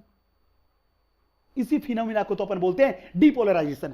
अब आपको याद होना चाहिए कि न्यूरॉन में डीपोलराइजेशन के टाइम पे क्या होता है। देखिएगा, हमने बोला कि न्यूरॉन में हो रहा है डीपोलराइजेशन। न्यूरॉन में क्या हो रहा है? डीपोलराइजेशन। अब बच्चे याद रखो, जब भी न्यूरॉन में डीपोलराइजेशन होगा तो डीपोलराइजेशन के टाइम पे सोडियम पोटेशियम पंप जो होता है वो पंप होता है इनएक्टिव, और मैं कहूं क्लोज, इनएक्टिव और मैं कहूं क्लोज। डीपोलराइजेशन जब भी न्यूरॉन में होगा उस टाइम पे Na+ के VGCs जो होंगे वो होंगे ओपन। Na+ के VGCs क्या होंगे? ओपन। और जब भी Na+ के VGCs ओपन होंगे तो Na+ का होगा डिफ्यूजन, मतलब अपने पास हुआ इनफ्लक्स ऑफ Na+। इनफ्लक्स में Na+ कहां गए? ECF से एक्सोप्लाज्म के अंदर एंटर हुए। नेक्स्ट, डीपोलराइजेशन जो होगा उस टाइम पे K+ के VGCs जो होंगे वो होंगे बेटा क्लोज, वो अपने पास क्या होंगे? क्लोज। हां कि ना? जब अपन यही बात इंप्लीमेंट करते हैं और ऑप्शंस को देखते हैं, फर्स्ट ऑप्शन देखिएगा, फर्स्ट ऑप्शन देखिएगा, फर्स्ट ऑप्शन में क्या कह रहा है? Shows potential difference when stimulus is applied on polarised membrane. बेटा पोलराइज्ड मेम्ब्रेन क्या कह रहा है? पोलराइज्ड मेम्ब्रेन कह रहा है रेस्टिंग मेम्ब्रेन को। यस, ये क्या कह रहा है कि जब एक पोलराइज्ड मेम्ब्रेन और रेस्टिंग मेम्ब्रेन पे स्टिमुलस को अप्लाई किया जाता है, तो ये सही बात है, जब एक रेस्टिंग मेम्ब्रेन पे स्टिमुलस को अप्लाई किया जाएगा तो वो स्टिमुलस को रिसीव करेगी और उसका क्या शुरू हो जाएगा? डीपोलराइजेशन। तो ये बात एकदम सही है कि ये डीपोलराइजेशन वाली कंडीशन को रिप्रेजेंट कर रहा है। Second point, K+ VGCs are closed. बिल्कुल सही बात है, ड्यूरिंग डीपोलराइजेशन K+ के VGCs क्या होते हैं? Close. Next, rapid influx of Na+ ion and reversal of polarity. ये बात जो है ये भी अपने पास एकदम सही बात है कि Na+ लगातार अंदर जाएंगे और उसकी पोलरिटी बदल जाएगी। रेस्टिंग स्टेज में पोलरिटी होती है तब क्या होता है? एक्सोलेमा की इनर सरफेस पे नेगेटिव चार्ज और आउटर पे पॉजिटिव चार्ज। लेकिन जब डीपोलराइजेशन होगा, Na+ का इनफ्लक्स होगा, तो एक्सोलेमा की इनर सरफेस पे आ जाएगा पॉजिटिव चार्ज और आउटर पे आ जाएगा नेगेटिव चार्ज, मतलब पोलरिटी चेंज हो गई। Next, more permeable for Na+ and outflux of ions. Outflux का मतलब कि आयंस की मूवमेंट होती है, आउटफ्लक्स का मतलब कि आयंस की मूवमेंट होती है, वो अपने पास होती है एक्सोप्लाज्म टू ECF, जो कि बात क्या है? एकदम गलत, क्योंकि आयंस जो होते हैं वो ECF से एक्सोप्लाज्म में जाते हैं। तो मैंने पूछा, इस सवाल में यही पूछ रखा है, नॉट करेक्ट मतलब इनकरेक्ट, तो इनकरेक्ट हुआ मेरे पास डी वाला, इसलिए आंसर गया बेटा 4। नेक्स्ट क्वेश्चन देखिएगा, अगला क्वेश्चन। अगले क्वेश्चन में डायग्राम में दिख रहा है, अपन ने न्यूरॉन का डायग्राम लिया, बिल्कुल एनसीईआरटी का डायग्राम लाया। देखिए, how many parts of neurons are wrongly labelled in the following figure. वो पूछ रहे रोंगली लेबल्ड। बच्चे बहुत ध्यान से देखिएगा, आपको एनसीईआरटी के डायग्राम की लेबलिंग याद होनी चाहिए। सबसे पहला ये बोल रहा है, ये वाला है, ये साइनेप्टिक नोब है। ये बेटा बात गलत है, ये साइनेप्टिक नोब नहीं है, ये अपने पास है डेंड्राइट। क्या अपने पास? डेंड्राइट। नेक्स्ट, दूसरा कह रहा है ये वाले निसल ग्रेन्यूल्स है। एकदम सही बात है, ये निसल ग्रेन्यूल्स है जो कि साइटोन एंड डेंड्राइट्स में ही प्रेजेंट होते हैं, एक्सोन में निसल ग्रेन्यूल नहीं होते, इसीलिए एक्सोन में प्रोटीन सिंथेसिस भी एब्सेंट होता है। नेक्स्ट, ये कह रहे हैं ये सेल बॉडी पार्ट है, या सेल की बॉडी वाले पार्ट को ही अपन बोलते हैं बेटा साइटोन, और ये साइटोन वाला ही पार्ट है जो न्यूरॉन का लार्जेस्ट पार्ट है, जिसमें सेंट्रियोल्स को छोड़ के बाकी सारे के सारे सेल ऑर्गेनेल्स प्रेजेंट होते हैं। नेक्स्ट, ये कह रहा है ये न्यूक्लियस है, बिल्कुल न्यूरॉन का न्यूक्लियस जो होता है वो साइटोन वाले पार्ट में लोकेटेड होता है। नेक्स्ट, ये कह रहा है ये एस्ट्रोसाइट है, नहीं बेटा, ये अपने पास एस्ट्रोसाइट नहीं है, ये अपने पास स्वान सेल्स है जो कि न्यूरॉन के अराउंड माइलिन शीथ का फॉर्मेशन करती है। नेक्स्ट, अगला कह रहा है ये वाला अपने पास माइलिन शीथ है, बिल्कुल सही बात है, ये अपने पास माइलिन शीथ की लेयर है which is made up of phospholipid and glycoprotein, और जिसमें ज्यादा अमाउंट में फॉस्फोलिपिड होता है। नेक्स्ट, ये मेरे पास नोड ऑफ रेनवियर है। यस, नोड ऑफ रेनवियर अपने पास, ये बात जो है ये भी सही है और ये भी सही है, और नोड ऑफ रेनवियर वो जगह है जहां पे माइलिन शीथ जो होता है वो होता है एब्सेंट, बट स्वान सेल्स जो होती है, स्वान सेल्स जो होती है वो होती है बेटा अपने पास वहां पे प्रेजेंट। स्वान सेल्स अपने पास यहां पे क्या होती है? स्वान सेल्स जो होती है वो यहां पे होती है प्रेजेंट, उसी को बोलते हैं नोड ऑफ रेनवियर। नेक्स्ट, अगला बोल रखा है कि ओब्लिगोडेंड्रोसाइट। बेटा ये ओब्लिगोडेंड्रोसाइट जो होता है ये ऐसा कुछ नहीं है, ये वाला पार्ट तो साइनेप्टिक नोब है। तो कितनी गलत लेबलिंग की गई है? 3। साइनेप्टिक नोब को गलत लेबल कर रखा है, एस्ट्रोसाइट है वो गलत लेबलिंग है, और ये जो लिख रखा है ओब्लिगोडेंड्रोसाइट ये भी अपने पास गलत लेबलिंग है। तो टोटल गलत लेबलिंग हुई 3, इसलिए आंसर गया डी, दैट इज 4th वाला। अगला क्वेश्चन देखना बहुत ध्यान से, बहुत इंपॉर्टेंट पोर्शन अपन बात कर रहे हैं, देखिएगा। अगला क्वेश्चन कह रहा है which of the following statement is not true, word पे ध्यान देना, पूछ रहा है नॉट ट्रू फॉर ओल्फैक्शन। बच्चे ये सवाल जो है ये सेंसरी ऑर्गन वाले पोर्शन से है और सेंसरी ऑर्गन में भी नोज वाले पोर्शन से है। हमको पता है ओल्फैक्शन के लिए रेस्पॉन्सिबल है वो नोज है, यस।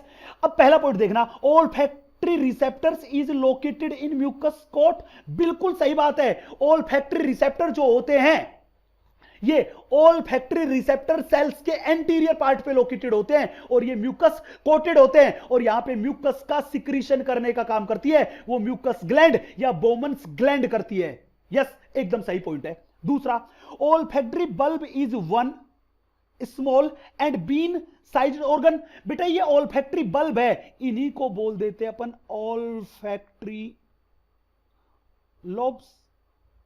ये ओल्फैक्टरी बल्ब है, इन्हीं को बोल देते हैं ओल्फैक्टरी लोब्स। और आपको पता है ह्यूमन बीइंग में ओल्फैक्टरी लोब्स जो होते हैं वो ह्यूमन बीइंग में होते हैं लेस डेवलप्ड, ह्यूमन बीइंग में होते हैं लेस डेवलप्ड, लेकिन ये ह्यूमन बीइंग में होते हैं, ये होते हैं वन पेयर। ह्यूमन बीइंग में कितने होते हैं? वन पेयर, और इनका साइज जो होता है वो साइज होता है बड़ा, दैट इज ब्रॉड। तो एनसीईआरटी की क्लियर लाइन है कि ओल्फैक्टरी बल्ब जो होते हैं वो होते हैं one pair, broad and bean size, जबकि यहां पे क्या लिख रखा है? Only one. तो ये मेरे पास पॉइंट हुआ गलत, यहां पे लिखा है वन एंड स्मॉल, जबकि ये होते हैं one pair and broad, that is large. Next, olfactory bulbs are extension of limbic system, एकदम सही बात है, एनसीईआरटी की लाइन है, तभी तो लिम्बिक सिस्टम ओल्फैक्शन में भी हेल्प करता है, क्योंकि ओल्फैक्टरी बल्ब का फॉर्मेशन लिम्बिक सिस्टम से ही होता है, ये लिम्बिक सिस्टम का ही पार्ट है। Next, nose detects dissolved chemical, ये बात भी एकदम सही बात है, क्योंकि नोज जो होता है वो नोज एंड टंग केवल डिजोल्व्ड केमिकल की सेंस को ही रिसीव करने का, डिटेक्ट करने का काम करते हैं, मतलब ये बात भी एकदम सही है। तो यहां पे पूछा है नॉट ट्रू, इनकरेक्ट पॉइंट, वो इनकरेक्ट पॉइंट हुआ बी वाला, इसलिए आंसर गया बेटा यहां पे, वो गया अपने पास बी। अगला क्वेश्चन देखिएगा, 18 नंबर क्वेश्चन, बहुत ध्यान से देखना, ये भी सेंसरी ऑर्गन से, आईज वाले पोर्शन से, देखिएगा। Retina contains three layers of neural cells from outside to inside. Question में देखना आउटसाइड टू इनसाइड। बच्चे देखिए, मान लीजिए ये मेरे पास आई बॉल है, ये मेरे पास आई बॉल है, आई बॉल का ये सबसे बाहर वाली लेयर मैंने बोल दिया अपने पास फाइब्रस ट्यूनिक है, और फाइब्रस ट्यूनिक के पोस्टीरियर पार्ट पे ये मेरे पास है स्क्लेरा वाला पार्ट। इस स्क्लेरा के नीचे एक बहुत पतली सी लेयर प्रेजेंट होती है, और वो जो बहुत पतली सी लेयर है उस बहुत पतली सी लेयर को ही अपन बोल के चलते हैं बेटा कोरोइड। ये लीजिए, हमने मान लिया ये मेरे पास पार्ट है, ये मेरे पास है कोरोइड। एंटीरियर पार्ट पे ये ब्रॉड रीजन बनाता है, उसको बोलते हैं लार्ज रीजन, थिक रीजन बनाता है, उसको बोलते हैं सीलियरी बॉडी, और फिर सीलियरी बॉडी से जो फिंगर लाइक प्रोजेक्शन से निकलते हैं उसको बोलते हैं आइरिस। यस कि नो? अब इस कोरोइड के नीचे लोकेटेड होता है रेटिना, इसके नीचे लोकेटेड होता है बेटा रेटिना। अब जो रेटिना होता है उसमें तीन टाइप की सेल्स की लेयर है, मैंने बोला सबसे पहले मान लीजिए ब्लू वाली सेल की लेयर है, ये ब्लू वाली सेल की लेयर जो है इन सेल को बोलते हैं फोटो रिसेप्टर सेल।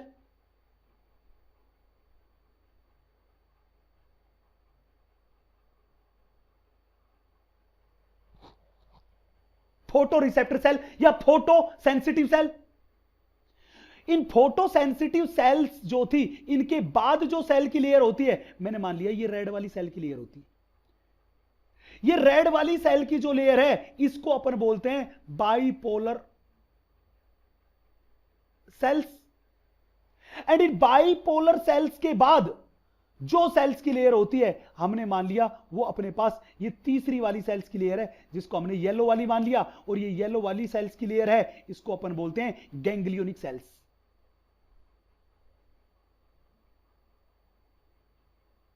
और आपको बता दूं कि ये गैंग्लियोनिक सेल्स जो होती है ये अपने पास होती है बेटा मल्टीपोलर, ये अपने पास होती है मल्टीपोलर न्यूरॉन, ये अपने पास होती है मल्टीपोलर न्यूरॉन। और आईज में सबसे पहले एक्शन पोटेंशियल भी इन गैंग्लियोनिक सेल्स में ही डेवलप होता है। तो मैंने बोला कि यही वो है जहां पे एक्शन पोटेंशियल सबसे पहले डेवलप होता है, इसलिए मैंने लिखा action potential is developed first. सबसे पहले एक्शन पोटेंशियल किस में डेवलप होता है? गैंग्लियोनिक सेल में, हाँ कि ना?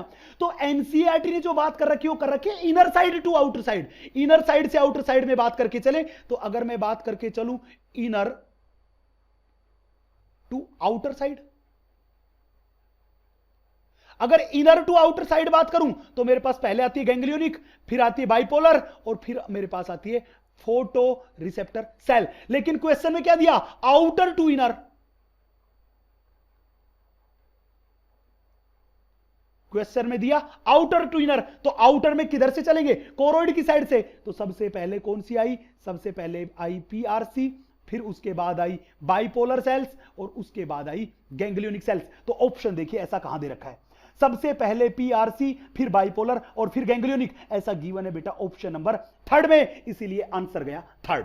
क्वेश्चन में ध्यान रखना आउटसाइड टू इनर साइड दे रखा है। नेक्स्ट अगले क्वेश्चन पे मूव करते हैं, क्वेश्चन नंबर 19। ये अगेन क्वेश्चन जो अपने लिया है, ये अगेन अपने आइज से लिया है, ध्यान से देखिएगा।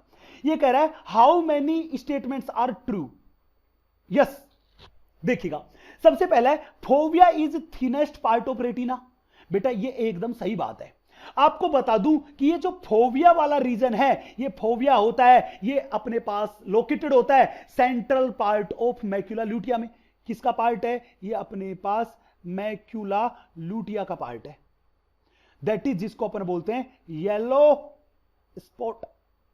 ये येलो स्पॉट का ही पार्ट है, और ये वो पार्ट था जहां पे कोन्स जो होती है वो ओनली कोन्स प्रेजेंट होती है, और कोन्स आर कॉम्पैक्टली पैक्ड, बहुत ज्यादा नंबर में प्रेजेंट होती है। यहीं पे most clear image, maximum resolution वाले इमेज का फॉर्मेशन होता है। नेक्स्ट अगला है rods have purple red protein. Yes बेटा, रोड्स जो होती है उन रोड्स में जो फोटो पिगमेंट होता है जिसको अपन बोलते हैं रोडोप्सिन, ये रोडोप्सिन जो है ये एक पर्पल रेड कलर की प्रोटीन है, इसीलिए इसको बोलते हैं विजुअल पर्पल। तो मतलब ये बात भी एकदम सही बात है। Next, at blind spot optic nerves enter into the eyes and blood vessels leave the eyes. ये एकदम गलत बात है बच्चे। ब्लाइंड स्पॉट वो रीजन था जहां ना तो कोन्स प्रेजेंट होती है और ना ही रोड्स प्रेजेंट होती है, इसलिए वहां पे इमेज का फॉर्मेशन नहीं होता। और इस ब्लाइंड स्पॉट का ही दूसरा नाम है ऑप्टिक डिस्क। ये वो रीजन था जहां पे ऑप्टिक नर्व जो थी वो तो आईज से बाहर निकलती है, जबकि ब्लड वेसल जो होती है वो आईज में एंटर होती है। लेकिन हमारे तीसरे पॉइंट में जस्ट उल्टा लिखा है, इसने लिखा है कि ऑप्टिक नर्व जो होती है वो तो एंटर होती है और ब्लड वेसल लीव मतलब बाहर निकलती है, इसलिए पॉइंट क्या हुआ? इनकरेक्ट। नेक्स्ट फोर्थ पे देखना, only rods are found at blind spot. नहीं, मैंने अभी बताया ब्लाइंड स्पॉट पे ना तो रोड्स प्रेजेंट होती है ना ही कौन, इसलिए वहां पे इमेज फॉर्मेशन नहीं होता। Next, in adult human eye ball is completely spherical. बेटा अगर एनसीईआरटी की लाइन पढ़ोगे तो एनसीईआरटी ने लिख रखा है कि in adult human eye ball is nearly spherical. क्या लिख रखा है? Nearly spherical. कंप्लीटली स्फेरिकल लिखा हुआ नहीं है, इसलिए एनसीईआरटी से अगर बिल्कुल मैं एनसीईआरटी से टच होकर जवाब दूं तो ये वाला स्टेटमेंट भी मैं इनकरेक्ट कंसीडर करके चलूंगा। तो मेरे पास टोटल मिला के 3 स्टेटमेंट्स इनकरेक्ट हुए, that is third, fourth and fifth. तो ये पूछ रहा है ट्रू कितने हुए? 2, that is first and second, इसलिए आंसर चला गया मेरे पास, वो आंसर चला गया बेटा फर्स्ट, दैट इज ए वाला। अगला क्वेश्चन देखिएगा बच्चे, क्वेश्चन नंबर 20, अगेन आईज वाले पोर्शन से देखिएगा। when the sensation of white light is produced। बच्चे देखिए, अपने को पता है कि हमारी आईज के अंदर जो फोटो रिसेप्टर सेल है, लाइट सेंसिटिव सेल है, वो 2 टाइप की है, एक होती है रोड्स एंड एक होती है कोन्स। रोड्स वो होती है जो कि डिम लाइट में देखने के लिए रेस्पॉन्सिबल है, that is black and white region के लिए रेस्पॉन्सिबल है, एंड कोन्स वो है जो ब्राइट लाइट, डे लाइट में देखने के लिए रेस्पॉन्सिबल है, मतलब कलरफुल विजन और डिफरेंट कलर्स को देखने के लिए रेस्पॉन्सिबल है। अब अपने पास ये कोन्स जो होती है, इन कोन्स के आईज में नंबर होते हैं बहुत बहुत कम, नंबर जो होते हैं वो होते हैं बहुत कम। और ये कोन्स जो होती है टोटल मिला के 3 टाइप्स की होती है। पहली होती है अपने पास होती है इरिथ्रोलैब। ये इरिथ्रोलैब जो होती है ये अपने पास रेड कलर की लाइट के लिए सेंसिटिव है। नेक्स्ट, दूसरी मेरे पास है क्लोरोलैब। क्लोरोलैब जो होती है ये अपने पास ग्रीन के लिए सेंसिटिव है। तीसरी मेरे पास है साइनोलैब। ये साइनोलैब जो होती है, नाम से ही पता चल रहा है ये अपने पास ब्लू के लिए सेंसिटिव है, हां कि ना। अगर केवल अपने पास रेड कलर की लाइट आएगी तो रेड कलर की लाइट से केवल इरिथ्रोलैब एक्टिवेट होगी तो हमें रेड कलर अपीयर होगा। अगर केवल ग्रीन कलर की लाइट आएगी तो क्लोरोलैब एक्टिवेट होगी तो हमारे पास ग्रीन कलर भी दिखाई देगा। अगर केवल ब्लू कलर की लाइट आईज में आएगी तो केवल साइनोलैब एक्टिवेट होगी और हमें केवल ब्लू कलर दिखाई देगा। अगर मैं कहूं कि इन तीनों की तीनों को, अगर मैं इन तीनों की तीनों को इक्वली स्टिमुलेट करूं, मैंने कहा ये तीनों की तीनों थी, ये मैं अपने पास क्या करूं, इक्वली स्टिमुलेटेड। अगर मैं तीनों की तीनों को इक्वली स्टिमुलेटेड करूंगा तो इनकी वजह से कलर जो हमें अपीयर होता है वो होता है मेरे पास व्हाइट। कैसी चीज दिखाई देगी हमें, व्हाइट। अगर ये जो मेरे पास थी, अगर मैं इनको में से किसी को भी स्टिमुलेट नहीं करूं, मैंने बोला नो स्टिमुलेशन।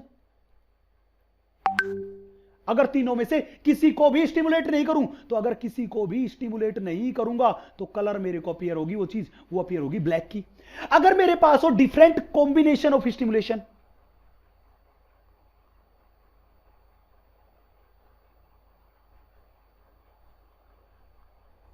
स्टिमुलेशन मतलब इनमें से किसी को कम और किसी को ज्यादा, तो बाकी के बचे हुए कलर्स जो मेरे पास इंटरमीडिएट कलर्स है,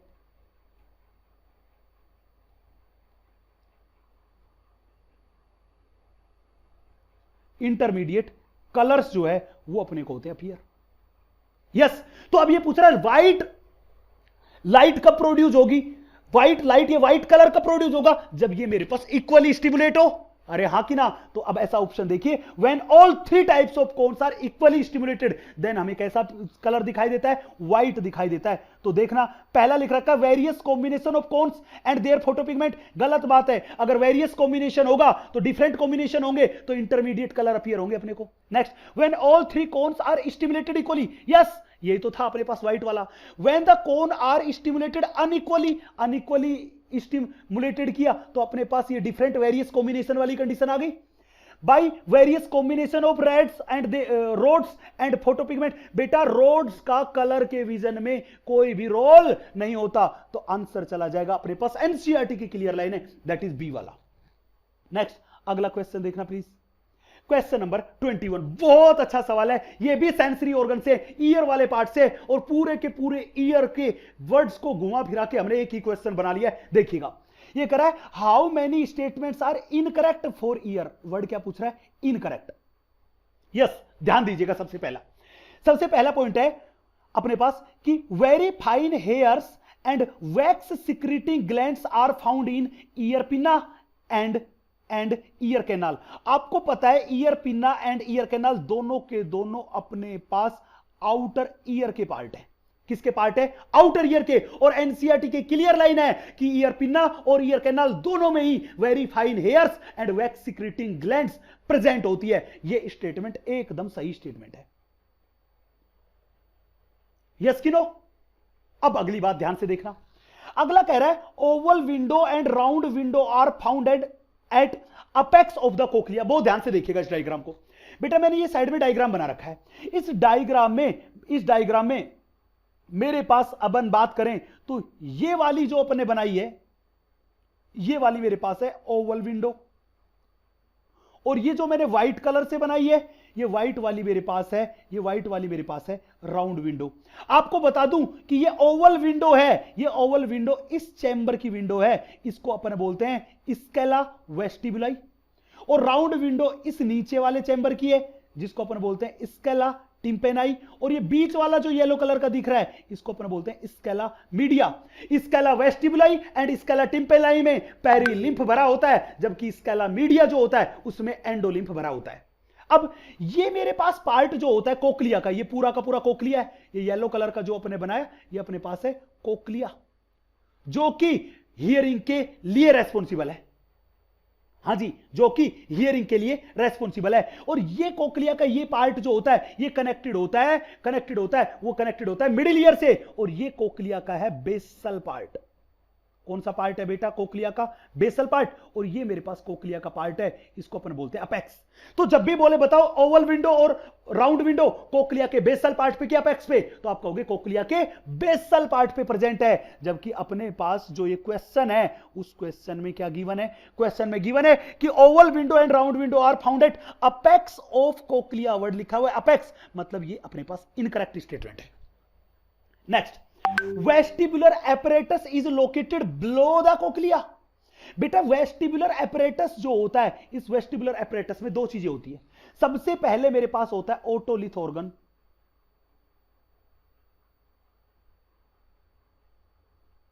प्लस यहां पे होती है 3 सेमी सर्कुलर कैनाल्स। ये दोनों मिला के फॉर्मेशन करते हैं वेस्टिबुलर apparatus का। अब सवाल था, ओटोलिथ ऑर्गन में दो चीजें हैं। पहला तो सैक्युलस, ये मेरे पास ये मैंने बोला पाउच है, ये है सैक्युलस। और ये बड़े वाला है, इसको बोलते हैं यूट्रिकुलस या यूट्रिकुलाई। अब ये यूट्रिकुलस जो होता है, इस यूट्रिकुलस से 3 सेमी सर्कुलर कैनाल से निकलती है। हमने बोला ये जो यूट्रिकुलस है, इस यूट्रिकुलस से निकली सेमी सर्कुलर कैनाल, ये लीजिए।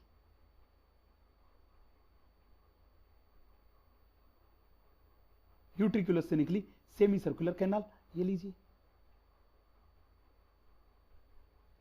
ये मेरे पास यहां से निकली सेमी सर्कुलर कैनाल। बेटा ये मेरे पास जो है यहां पे, ये मेरे पास है 3 सेमी सर्कुलर कैनाल्स।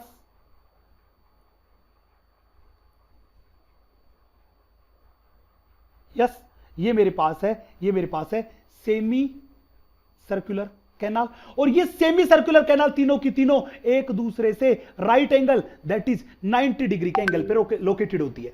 अब ये सेमी सर्कुलर कैनाल इस यूट्रिकल से ही तो निकलती है और वापस आके ओपन भी इस यूट्रिकल में ही होती है। तो मैं यहां बात करूं कि चलूं तो ये इन सेमी सर्कुलर कैनाल का बेसल पार्ट है और ये मेरे पास इन सेमी सर्कुलर कैनाल का अपेक्स पार्ट है। अब हमने क्या देखा कि ये सेमी सर्कुलर कैनाल जो होती है, इनका बेसल पार्ट जो होता है, ये पार्ट होता है यहां से ये स्वेल्ड होती है, स्वोलन पार्ट है, ये बेसल स्वेलन पार्ट है, इसी को बोलते हैं एम्पुला।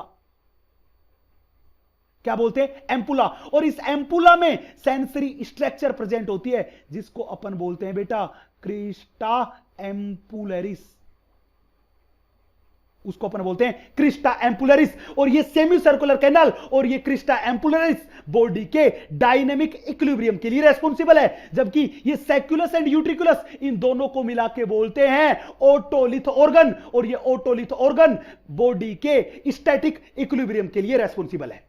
यस, तो अगला पॉइंट देखना, ये कह रहा है vestibular apparatus is located below the cochlea. Word पे ध्यान देना, बिलो द कोक्लिया। बच्चे यहां पे डायग्राम में देखिए, ये येलो वाला मेरे पास कोक्लिया है और मेरे पास ये ऊपर जो इसके ऊपर पूरा का पूरा पार्ट है, यही तो है वेस्टिबुलर apparatus। मतलब vestibular apparatus is located above the cochlea. तो मेरे पास तीसरा पॉइंट भी क्या हुआ? इनकरेक्ट। नेक्स्ट, अपने पास अगला पॉइंट दे रखा है, वो अगला पॉइंट बहुत ध्यान से देखिएगा। अगले पॉइंट में क्या कह रहा है कि tectorial membrane is thick and elastic membrane.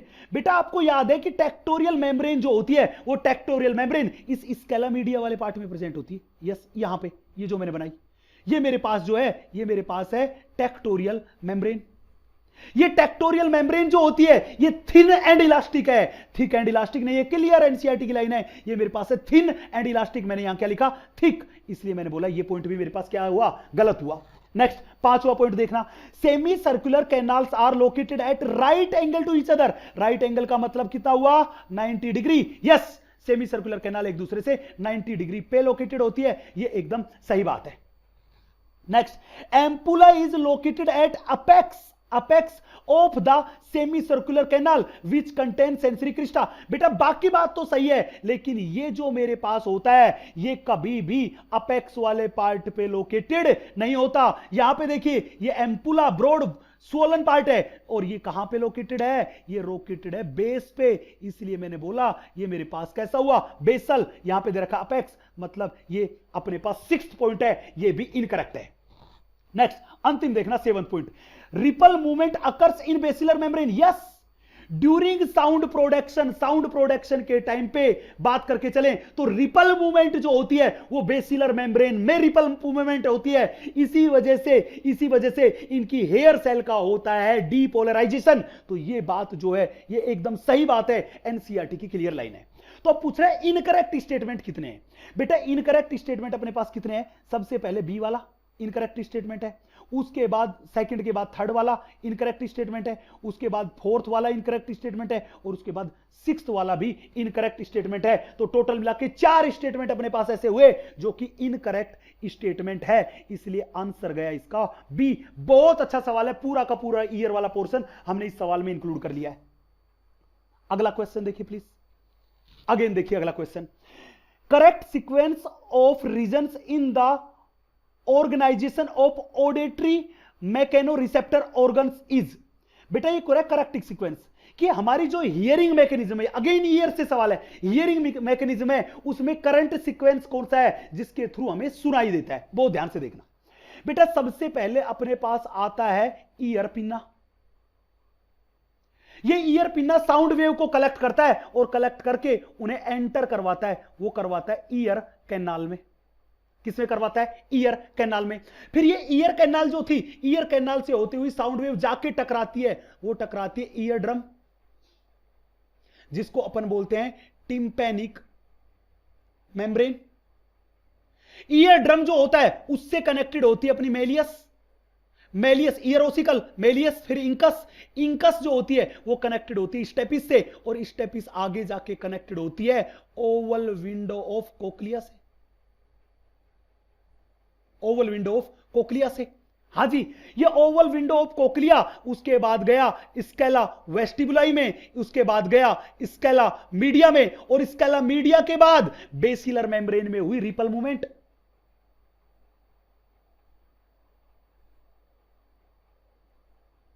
Movement in basilar membrane.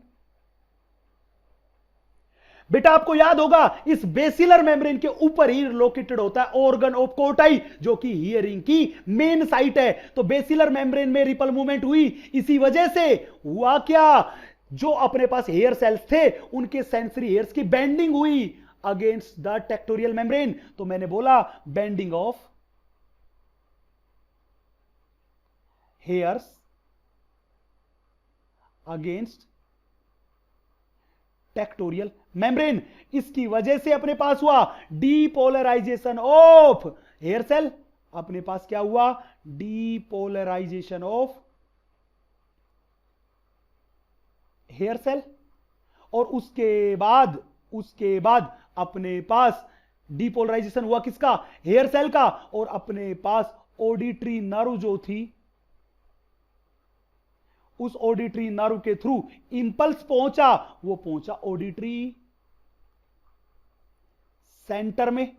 और आपको बता दूं ये ऑडिटरी सेंटर जो होता है वो सेरेब्रम के टेम्पोरल लोब में होता है। सेरेब्रल हेमिस्फीयर के कौन से लोब में होता है, टेम्पोरल लोब में होता है। तो अब ऐसा ही कोई सीक्वेंस देख लो, सबसे पहले ईयर पिन्ना के बाद लिख रखा है टिम्पैनिक मेम्ब्रेन, उसके बाद लिख रखा है ऑडिटरी कैनाल। ऑडिटरी कैनाल को बोलते हैं ईयर कैनाल या बोल दो इसी को ऑडिटरी कैनाल। तो ध्यान रखना ईयर पिन्ना के बाद ऑडिटरी कैनाल में जाता है, मतलब ए वाला पोर्शन जो है वो अपने पास रोंग है। ए वाला क्या हो गया, अपने पास रोंग हो गया।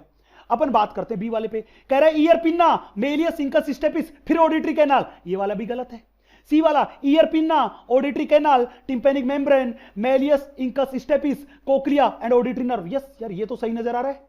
चौथा भी देख लेते हैं, ईयर पिन्ना और ईयर पिन्ना के बाद बोल दिया कोक्लिया, गलत। मतलब सही आंसर जो मेरे पास हुआ वो सही आंसर हुआ अपने पास सी वाला।